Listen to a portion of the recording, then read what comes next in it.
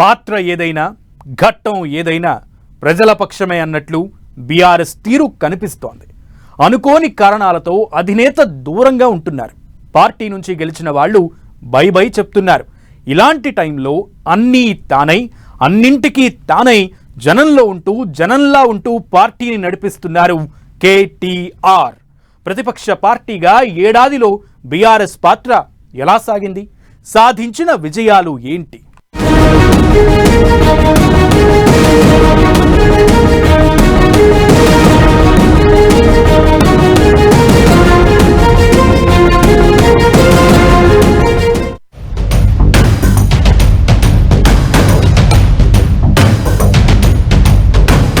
ప్రతిపక్ష పార్టీగా బీఆర్ఎస్ కు ఏడాది. ప్రభుత్వ వైఫల్యాలపై దూకుడైన పోరాటం. కేసీఆర్ ప్లేస్ లో పార్టీని లీడ్ చేస్తున్న కేటీఆర్. ప్రతిపక్షంగా బీఆర్ఎస్ పోరాటం ఎలా సాగింది? బీఆర్ఎస్ 2 దశాబ్దాల కింద ఉద్యమ పక్షం, 10 ఏళ్ల అధికార పక్షం, ఇప్పుడు ప్రతిపక్షం. పాత్ర ఏదైనా సరే తగ్గేదేలే అంటోంది గులాబీ పార్టీ. 14 ఏళ్లు తెలంగాణ ఉద్యమాన్ని నడిపించి ప్రత్యేక రాష్ట్రాన్ని సాధించిన, 10 ఏళ్లు తెలంగాణను పాలించిన, ఏడాది కాలంగా ప్రతిపక్ష పాత్రను పోషించిన అది కేవలం బీఆర్ఎస్ కు మాత్రమే సాధ్యమైంది. అధినేత కేసీఆర్ కొన్నాళ్లుగా పార్టీ కార్యక్రమాలకు దూరంగా ఉంటున్నా ఆయన తనయుడు కేటీఆర్ అన్నీ తానై అంతా తానై పార్టీని నడిపిస్తున్నారు. ఓవైపు పార్టీని లీడ్ చేస్తూనే మరోవైపు ప్రభుత్వ వైఫల్యాలను ఎండగడుతూ ముందుకు వెళ్తున్నారు. సీనియర్ నేత హరీష్ తో కలిసి ప్రధాన ప్రతిపక్ష పార్టీగా బీఆర్ఎస్ ను కదం తొక్కిస్తున్నారు. ఏడాది కాలంలో అధికార పక్షం కాంగ్రెస్ కు ఏమాత్రం తీసిపోకుండా ఢీ అంటే ఢీ అంటూ సమర్థవంతమైన అపోజిషన్ గా బీఆర్ఎస్ పేరు తెచ్చుకుంది. వాళ్ళ ఎమ్మెల్యేలు వాళ్ళ నాయకులు ఇంకా అక్కడే ఉన్నారు. వాళ్ళు ఏదో అందరూ వెళ్ళిపోతారు, చెల్లాచెదరం అయిపోతారు అనే పరిస్థితి అవ్వలేదు. ఎందుకంటే వాళ్ళకి కూడా అక్కడ గ్రాస్ రూట్స్లో అక్కడ లోకల్గా వాళ్ళకి ఇంకా సపోర్ట్ ఉన్నది అని తెలుసు. దానివల్ల వాళ్ళందరూ అక్కడే ఉన్నారు. రెండోది ఏంటంటే ఒక వ్యవసాయ విషయాలు అనుకోండి, లేకపోతే గ్యారంటీస్ మీద అనుకోండి, కాంగ్రెస్ గవర్నమెంట్ ఇచ్చిన గ్యారంటీసు, ఎక్కడ లోపాలు కనపడతాం, భూసేకరణ, ఈ అన్నిటిలో తప్పకుండా బీఆర్ఎస్ పార్టీ ముందడిగేసింది. 2014 నుంచి 10 ఏళ్ల పాటు తెలంగాణను సమర్థవంతంగా పాలించింది బీఆర్ఎస్.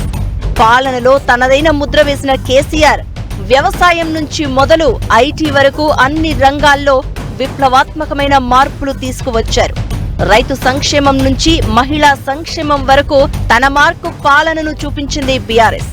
ముందు చూపుతో ప్రపంచమే అబ్బురపడేలా హైదరాబాదును అభివృద్ధి చేసిన ఘనత బీఆర్ఎస్ది.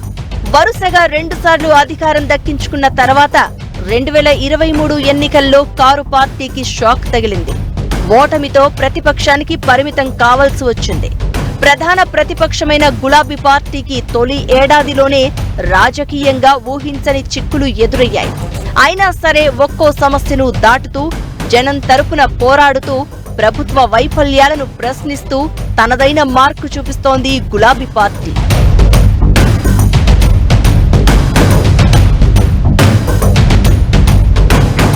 అసెంబ్లీ ఎన్నికల్లో ఓటమి తర్వాత కారు పార్టీకి వరుసగా షాకులు తగిలాయి.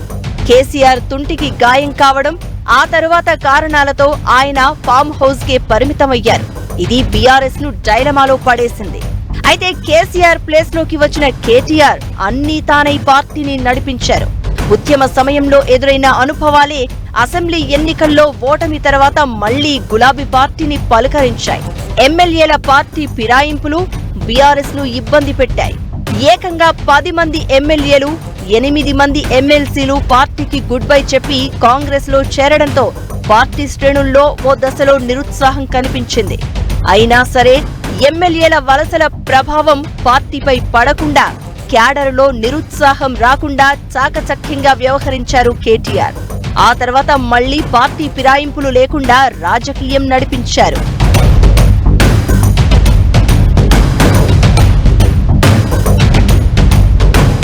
వలసల ఎఫెక్ట్ పార్లమెంటు ఎన్నికలపై భారీగా పడినట్లు కనిపించింది.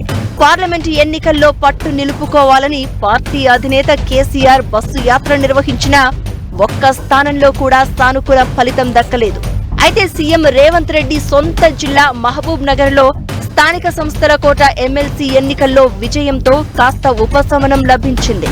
కొత్తగా కొలువు తీరిన ప్రభుత్వానికి ఏడాది గడువివ్వాలని కేసీఆర్ నిర్ణయం తీసుకోవడంతో ప్రభుత్వంపై గులాబీ పార్టీ ఆచితూచి వ్యవహరించింది.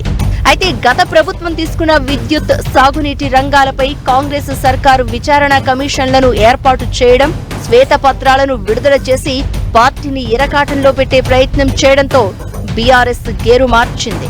ప్రభుత్వ నిర్ణయాలు, వైఫల్యాలను ఎత్తి చూపడంలో దూకుడు పెంచింది.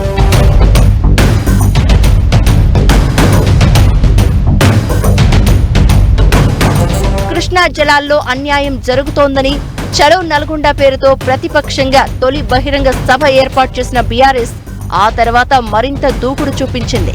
కాళేశ్వరాన్ని రేవంత్ సర్కారు విఫల ప్రాజెక్టుగా చూపే ప్రయత్నం చేస్తోందని బీఆర్ఎస్ శాసన సభాపక్షం ప్రాజెక్టును సందర్శించింది.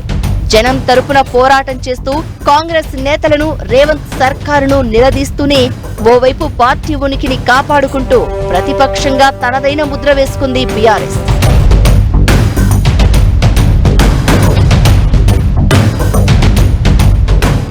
కేటీఆర్ సారథ్యంలో ప్రతిపక్షంగా ఈ ఏడాదిలో బీఆర్ఎస్ తనదైన ముద్ర వేసింది. పార్టీని కాపాడుకుంటూ, ప్రజలకు అండగా ఉంటూ, ఫ్యామిలీ బాధ్యతలు మోస్తూ ఈ ఏడాదిలో భిన్నమైన పాత్రలు మోశారు కేటీఆర్. మరి అధికార పక్షంపై పోరులో కేటీఆర్ పాత్ర ఎంత? రెండో ఏడాదిలో బీఆర్ఎస్ మరింత దూకుడు చూపించబోతుందా? కేసీఆర్ ఎంట్రీకి రంగం సిద్ధమైందా? ఏం జరగబోతోంది?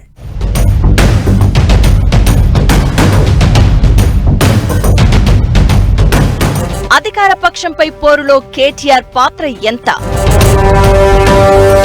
బీఆర్ఎస్ కు ఎదురు కాబోయే సవాళ్లేంటి? ఇకపై బీఆర్ఎస్ దూకుడు ఎలా ఉండబోతోంది? కేసీఆర్ ఎంట్రీకి రంగం సిద్ధమైందా? తెలంగాణలో కాంగ్రెస్ అధికారంలోకి రావడంలో 6 గ్యారెంటీలు కీలక పాత్ర పోషించాయి. అవన్నీ ఆచరణ సాధ్యం కాని హామీలని ఎన్నికల ముందు నుంచి పదే పదే చెప్తూ వచ్చిన బీఆర్ఎస్ కాంగ్రెస్ అధికారంలోకి వచ్చిన తర్వాత దూకుడు పెంచింది. హామీలను ఒక్కొక్కటిగా తెర మీదకు తీసుకొచ్చింది. వాటిని అమలు చేసే వరకు ప్రభుత్వాన్ని వెంటాడి తీరుతామని ప్రకటించిన బీఆర్ఎస్ దానికి అనుగుణంగా కేటీఆర్ సారథ్యంలో క్షేత్రస్థాయిలో కార్యాచరణను అమలు చేస్తూ వచ్చింది. రైతు రుణమాఫీ పథకం అమలు తీరును నిరసిస్తూ రాష్ట్ర వ్యాప్తంగా బీఆర్ఎస్ ఆందోళనలు చేపట్టింది. ప్రభుత్వం తీసుకున్న పలు నిర్ణయాలకు జనాల నుంచి వ్యతిరేకత రావడంతో బాధితులకు అండగా ఉండేలా క్షేత్రస్థాయిలో గులాబీ పార్టీ పావులు కదిపింది. సమస్య చిన్నదా పెద్దదా అనేది కాదు, జనంతో ఉన్నామా లేదా అన్నట్లుగా కేటీఆర్ ఆధ్వర్యంలో బీఆర్ఎస్ పోరాటం కనిపించింది. ప్రజలకు ఎలాగ వచ్చిందంటే ప్రభుత్వాన్ని అపోజ్ చేయాలంటే వాళ్ళ దగ్గరికి వెళ్దాం, వాళ్ళు మాట్లాడతారు, చేస్తారు, వాళ్ళు చేసాక ప్రభుత్వం వాటికి వెనక్కేస్తుంది, ముందలేస్తుంది, రియాక్షన్ ఉంటుంది అన్న కాన్ఫిడెన్స్ వచ్చింది. కాబట్టి ప్రతిరోజు ఏదో విషయం వాళ్ళు రేస్ చేస్తున్నారు, అదే విజయం. మేము అపోజిషన్ మేము ఉన్నామని చెప్పుకోవటం అదే విజయం. సో అందువల్ల వాళ్ళ అసెంబ్లీలో కూడా ప్రెజెన్స్ ఉన్నది, బయట ఉన్నది ప్రెజెన్స్, ఢిల్లీ వెళ్తున్నారు, అన్ని విధాలుగా కనపడుతున్నారు. కాబట్టి ఆల్రౌండ్ ప్రెజెన్స్ బీఆర్ఎస్ పార్టీ చూపెడుతుంది ఇప్పటి వరకు ఈ 1 year.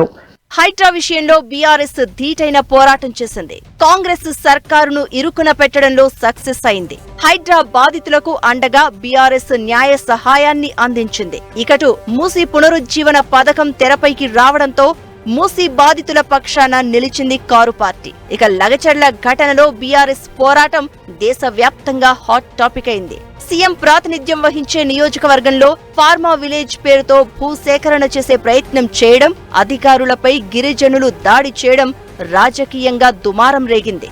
మాజీ ఎమ్మెల్యే పట్నం నరేందర్ రెడ్డి సహా గిరిజనులపై కేసులు నమోదు చేసి అరెస్ట్ చేశారు. పార్టీ పరంగా గిరిజనులకు అండగా ఉన్న బీఆర్ఎస్ ఈ సమస్యను జాతీయ స్థాయికి తీసుకెళ్లింది. ఢిల్లీ వెళ్లిన కేటీఆర్ రాష్ట్రపతితో పాటు మానవ హక్కుల సంఘం, ఎస్సీ, ఎస్టీ, మహిళా కమిషన్లకు ఫిర్యాదు చేశారు. దీంతో ప్రభుత్వం దిగివచ్చింది. ఫార్మా విలేజ్ ఏర్పాటును నిలిపివేసింది.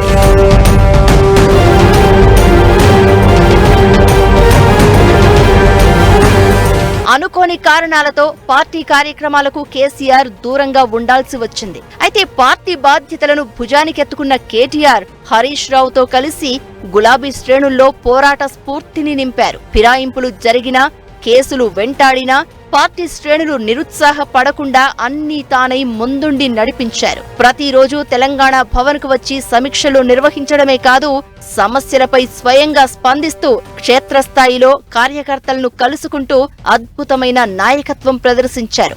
ఓవైపు పార్టీ పనుల్లో బిజీగా ఉంటూనే ఓ అన్నగా కవిత విషయంలో వ్యవహరించిన తీరు శభాష్ అనిపించింది. జైల్లో ఉన్న కవితను బయటకు తీసుకువచ్చేందుకు కేటీఆర్ చాలా సార్లు ఢిల్లీకి వెళ్లారు. చాలా మందిని కలిశారు. ప్రభుత్వంపై పోరాటంలో ఈ ఏడాదిలో బీఆర్ఎస్ దూకుడు చూపించడంలో కేటీఆర్ కీలక పాత్ర పోషించారు.